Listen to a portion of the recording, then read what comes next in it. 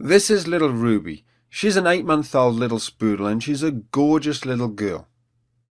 However, when she went for a walk, she was causing her owners a whole host of problems. Here's one little trick which helped to turn her around. As you can see, as soon as the lead came out, even in the back garden, little Ruby would go pretty crazy, pulling and yanking and mouthing and chewing the lead.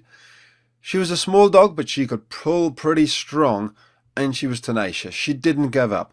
Even on long walks, she'd keep pulling all the way down the road and across the street. She'd be dragging you here, dragging you there. She'd even drag you back home. There she goes. She just doesn't stop. Pull, pull, pull. Chew, chew, chew. It was a nightmare. Let me show you a simple way of correcting this behaviour.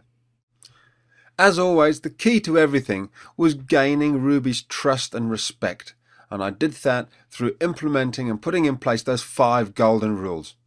Here's a little trick though that helped me establish a little bit more respect on the walk. One very simple way of getting her to change her behaviour is to put a little chain through her collar, and so that the first 1.5 foot of her leash is now a chain, but she still has her soft little fabric collar on. Now Ruby's still free to jump up and chew the chain if she wants to. It's her choice. There's going to be no shouting or pulling on the lead. We're going to let her change her own behaviour of her own free will. As you can see here, she thinks about it, she has a look and she says, I think I'll try and jump up and get the lead. She has one good jump. There you go.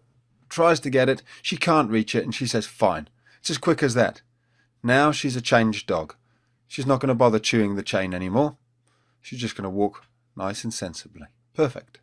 As you can see, very soon she was walking perfectly by my side. Happy to walk behind me, very loose lead, and she's not chewing it.